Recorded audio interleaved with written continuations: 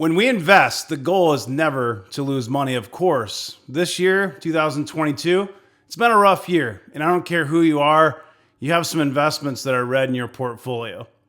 So what can you do to improve the situation? Now, one thing that we don't talk a lot about is some of these macro portfolio moves on YouTube. Generally, we talk more about this in Discord and Patreon, but I want to bring a real talk video to you today and just sit down and have a conversation and talk to you about tax loss harvesting. Now, tax loss harvesting will allow you in a taxable brokerage. Now, I realize some of you might not be US residents, so it depends on your local tax laws. I'm in the US. I'm speaking specifically about taxable brokerage accounts, individual taxable brokerage accounts, not retirement accounts.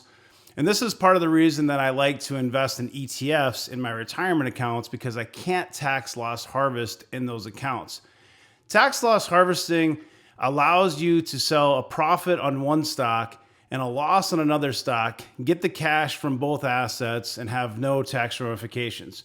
So as a quick example, let's say we have a stock or an ETF or whatever it is that's up $10,000. So we have a positive $10,000 from what we invested in. We have another stock that we're in the red, we're down $10,000. Now, the one that we're up $10,000, let's say we invested 10K and it's worth 20K. So we're positive 10K. The other stock, we put in 20K and we lost 10K, it's negative 10K. So we have $10,000 here, we have $20,000 here, but this is a gain of 10,000, this is a loss of 10,000. You can sell both of those and you can get all the cash from that and pay zero taxes. So you'd have $20,000 over here, you'd have $10,000 over here, you'd get $30,000 in cash, you'd have no tax ramifications. Now, where this comes in really handy is in situations like we're in now, where we might want to make adjustments to our portfolio. Now, I do want to stress, be careful of making too many moves. Oftentimes, you hear this all the time, the best investors are the ones who are dead, meaning the ones that don't make moves all the time, based on emotions, let their emotions make moves constantly, they tend to outperform. So if you just close your portfolio and you come back to it in a few years, you're probably going to be really happy, and keep that in mind. But there are some scenarios where it's very strategic or tactical to make some moves to put yourself in a better position. Let's say you lost conviction on a stock, you have higher conviction on another, you can take losses, take the money, tax loss harvest, and put maybe that capital into something that you have more confidence in. Or say you want to adjust from growth to dividend type stocks. That's a great way to do that without having tax ramifications. It's one of the reasons I like to have a lot of different positions in my portfolio, because it gives me the flexibility to make those moves. So I've been selling stocks that are very profitable for me. I'm up over 100%, and I'm selling those for profits. I'm taking losses on other ones and some of the growth stocks. I'm taking that cash and I'm putting into my highest conviction stocks. So let's talk through this. I have an article here from Forbes Advisor. I want to go through this. There's a few things that you have to be careful with, including wash rules. So you're going to want to pay attention to this and stay tuned. So if you guys follow Peter Lynch, great book, One Up on Wall Street. He talks about if he has 6 out of 10 winners, that he's doing pretty well and probably beating the market. In this article here, when you start investing, you don't set out to lose money. Of course, you want to pick a winner, and you have this bias that you're always going to be right, that you're a better investor than everybody else, or you're never going to pick a loser. So this environment hurts when you have losers in your portfolio, especially if you have a bunch of them that are down 50%, growth stocks and things like that. Just don't let your ego get to you. Think long-term. And try to think of it as a business, think of it as business decisions. Don't let your emotions get in the way. Part of having a well-diversified portfolio is embracing the reality that while some stocks perform well, you also pick a few duds. You also have to remember, if you think of Peter Lynch, he talks about those clunkers that he knew would do well at some point, but took time, and he might hold those for 2 or 3 years. Now, this is the slippery slope. This is the hard part as an investor, is one of your growth stocks that you really like, is it really a dog, or is it just the stock is down? You have to look at it and say, is the stock broken or is the company broken? If the company's broken, you need to cut your losses and move on. And that's a great way to tax loss harvest. So you could sell those losses and move on, sell some profits from somewhere else. Now, I realize some of you guys are new to investing. You might not have a whole lot of profits to harvest, but I think this is still good to have this tool in your tool belt as an investor. This is going to come in handy at some point if it doesn't already. Okay, so tax loss harvesting is an investing strategy where you can turn a portion of your investment losses into tax offsets, helping turn financial losses into wins. And this can be a huge move, guys. It can really make a difference. In the pandemic sell-off of March 2020, I basically sold, I had 100 and some positions. I sold half those positions. And I took all the cash and I rotated it into cloud stocks and things that I thought would do really well in that scenario, work from home type stocks. And that was a great move. That was a really great move. And it allowed me to take my portfolio and go 300% from March 2020 to the top in November 2021. Now, of course, I didn't take as many profits on that as I should have, but still 300% run. So I'm in a position now where I'm trying to think the same way. What are the stocks that are going to perform the best from here when we start to recover? And we might go into recession. This could take some time, but it is good to have this tax loss harvesting strategy in your tool belt, like I said. So tax loss harvesting, you sell some investments at a loss to offset gains realized by selling other stocks at a profit. I tried to explain it earlier, but I think it's important to go over it again. The result is you only pay taxes on your net profit, or the amount you've gained minus the amount you've lost, thereby reducing your tax bill. Investors can use the proceeds from selling their floundering assets to fund purchases of similar investments that may grow over time. These future gains can then be offset by future losses in turn, perpetuating a virtuous cycle of tax savings. A quick reminder: when you sell an investment asset for a profit, you owe capital gains tax on the profits based on how long you hold the asset. So if you had it less than 1 year, it's a short-term capital gain. If you held it more than 1 year, you're going to have a long-term capital gain, and it's taxed differently.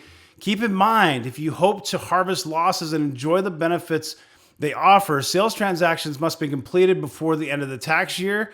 For example, if you want to harvest tax losses from 2020, the transactions would have to be completed by December 31st, 2020, and so on. One thing to note, guys, the magic 3,000.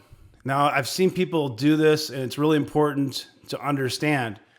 If you have $3,000, more than $3,000 in losses, so let's say you sold $13,000 in losses, $10,000 in profit, that's negative $3,000. That's the max that you can take in one single year.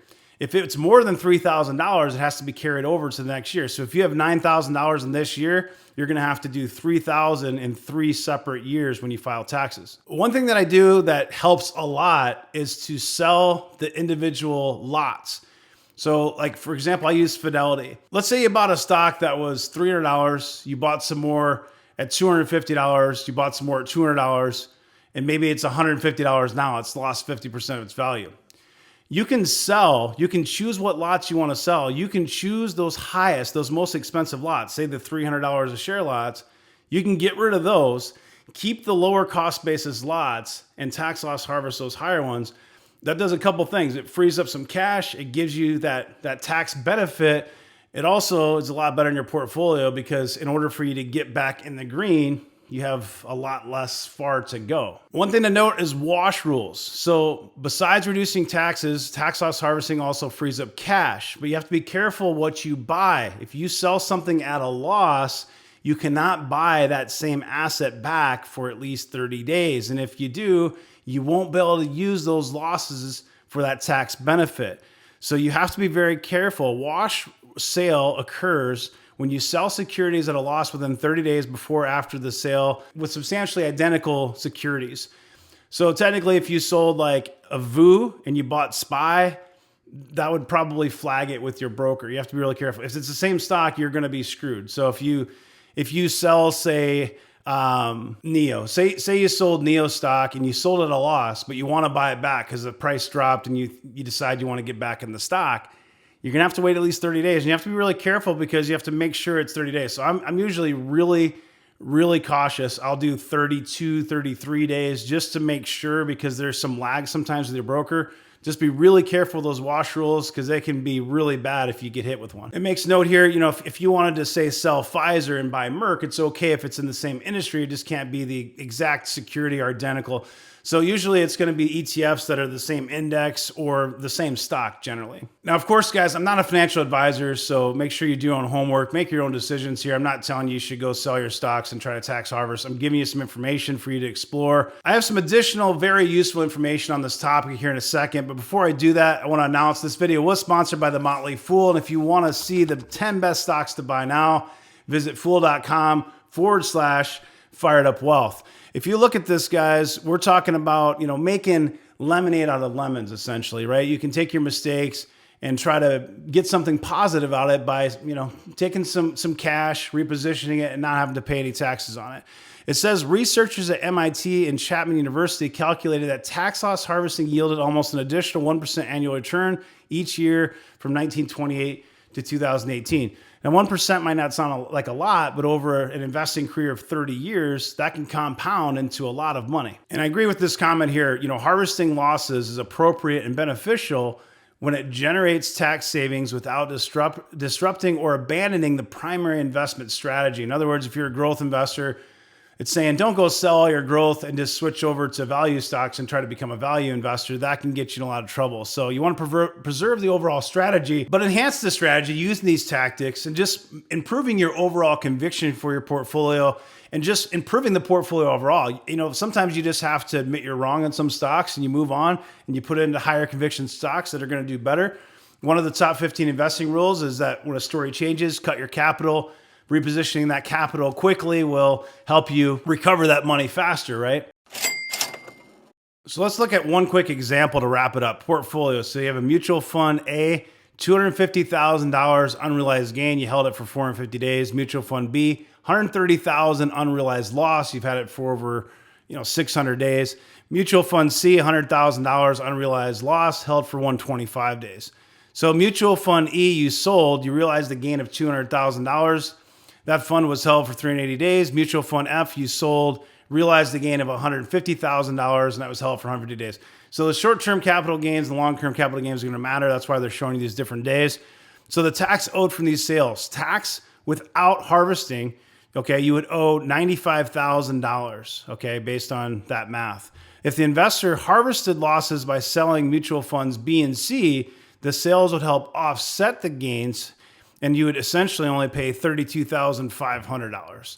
So that's kind of the math behind it. But hey guys, just a quick video on tax loss harvesting and those wash rules. Be really careful of those wash rules. If this was helpful, subscribe to the channel, click that bell to get notifications, drop a like and a comment. Have a great day. Take care.